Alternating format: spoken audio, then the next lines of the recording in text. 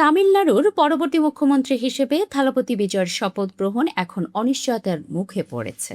সংখ্যাগরিষ্ঠতার জন্য প্রয়োজনীয় সমর্থনের আনুষ্ঠানিক প্রমাণ এখনো গভর্নরের হাতে পৌঁছায়নি বলে শপথ অনুষ্ঠানের ঘোষণা আটকে আছে। লোকভবন সূত্রে জানা গেছে, শুক্রবার সন্ধ্যায় তামিলাগা ভেত্রী কাজাগমের প্রধান বিজয় গভর্নর রাজেন্দ্র বিশ্বনাথ আর্লেকারের সঙ্গে দেখা করে 116 জন বিধায়কের সমর্থনের স্বাক্ষর জমা দেন।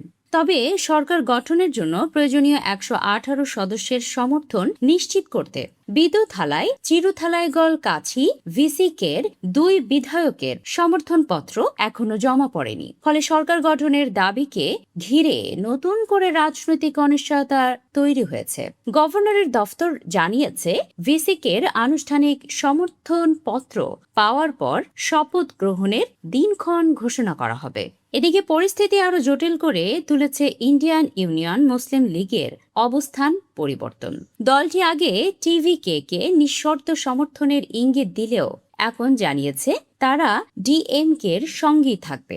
এতে বিজয়ের সংখ্যাগরিষ্ঠতা নিশ্চিত করার সমীকরণ আরো কঠিন হয়ে পড়েছে। সূত্রের দাবি, ভিসিকে প্রধান থোল তিরুমালাভানের সঙ্গে যোগাযোগের চেষ্টা চালিয়েও সফল হয়নি টিভিকে নেতৃত্ব। গত কয়েক ঘন্টা ধরে তাকে খুঁজে পাওয়া যাচ্ছে না বলেও জানা গেছে। রাজনৈতিক মহলে জল্পনা ছড়িয়েছে, সমর্থনের বিনিময়ে ভিসিকে উপমুখ্যমন্ত্রীর পদ দাবি করেছে।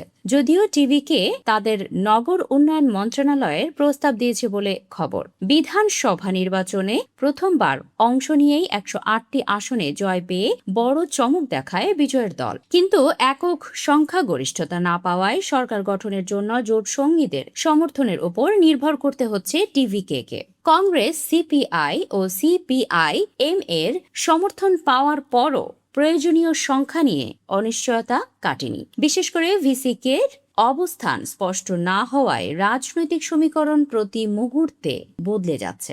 গত 3 দিনে এটি ছিল গভর্নরের সঙ্গে বিজয়ের তৃতীয় বৈঠক। এর আগের 2 বৈঠকেও সংখ্যাগরিষ্ঠতার স্পষ্ট প্রমাণ না থাকায় গভর্নর তাকে সরকার গঠনের আমন্ত্রণ জানাননি। এতে বিরোধী দলগুলো কেন্দ্র সরকারের বিরুদ্ধে রাজনৈতিক উদ্দেশ্যে বিলম্ব ঘটানোর অভিযোগ তোলে।